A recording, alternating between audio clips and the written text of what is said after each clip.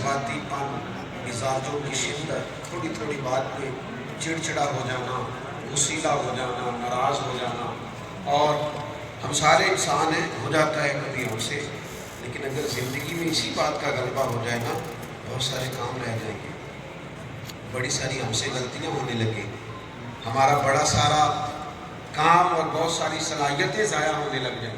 ہمیں دانا ہونا ہے، اگر کہیں ہمیں اپنی اولاد کی تربیت کرنی ہے یا ارد گرد کہیں کو خدمت پیش کرنی ہے، تو سب سے پہلی بات یہ ہے کہ ہم میں حلم کتنا، بردباری کتنی، ہم سوچتے کتنا، ٹھہراؤ کتنا ہے، اور ظرف کتنا بڑا ہے۔ درویش کہتے ہیں کہ فقیر کا دل بہت بڑا ہوتا ہے، 14 طبق دلے دل، تمبو وانگو تاڑے ہو، دل دریا سمندروں ڈوبے، کون دلانیاں جانے۔ وسعت ہو، ذہنی طور پر وسعت ہو، مزاج میں وسعت ہو، معاشرے کو اصلاح پذیر کرنے کے لیے بردباری پیدا کرنا۔ پھر یہ ساؤنڈ والے بھائی کا کبھی کسی نے نام نہیں پکارا ہوگا کہ آج فلانے صاحب یہاں ساؤنڈ لگانے آئے ہیں، تعریفیں میرے جیسے لوگوں کی ہوتی ہیں، لیکن مجھے بتائیے اگر یہ سنگی ساؤنڈ نہ لگائے یا ساؤنڈ نہ چلے تو مولانا جتنے مرضی آپ مضبوط بلا لیں، کام چلتا ہے؟ حالانکہ میں نے ایک ساؤنڈ والے سے کہا یار تو ان کی تقریریں سنتا ہے تو نماز کیوں نہیں پڑھتا؟ کہنے لگا جیڑا آتا ہے سڑنا تو لڑ کے لڑ جاتا ہے، آواز ٹھیک نہیں، اونچی کیوں نہیں، نیچی کیوں ہے، تو ہم پہ کیا دانائی نہیں ہے؟ یعنی اتنی محفلوں میں جو بندہ موجود ہو وہ تو ویسے ہی صحبت کی وجہ سے کتنی معلومات کا خزانہ ہو جائے، لیکن کوئی معیار نہیں ہے نا۔ ہم سمجھتے ہیں دانائی یہ ہے کہ ہر بندے کی ضرورت ہے، ہر شخص کی اپنے مقام پر۔ کیا آپ سمجھتے ہیں ڈرائیور جو گاڑی چلا رہا ہوتا ہے، لوگ کیا کہتے ہیں آپ کا ڈرائیور کدھر ہے، اس کی مثلاً کیا حیثیت؟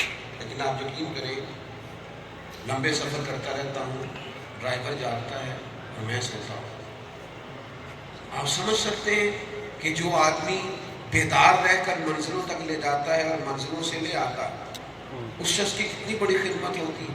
ہر شخص کی اپنی جگہ پر ضرورت ہے، اس ضرورت کو محسوس کریں۔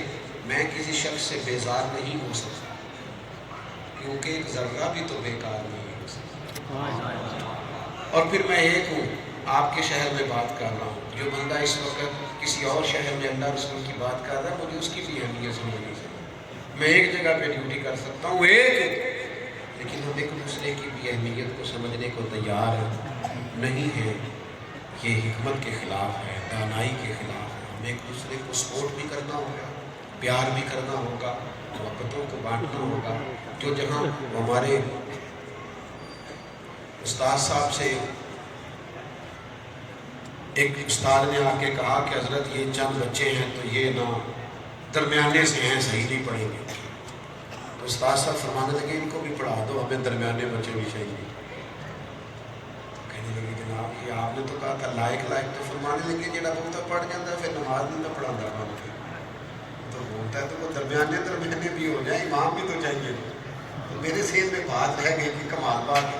پھر وہ کیا کرتے، جب طلباء فارغ ہوتے نا تو بعض کی ڈیوٹی لگاتے ہیں کہ یہ اچھے ہیں تو یہ پڑھائیں گے، تو ان سے کہتے ہیں کہ کسی بچے کی ضد نہیں پیدا کرتے۔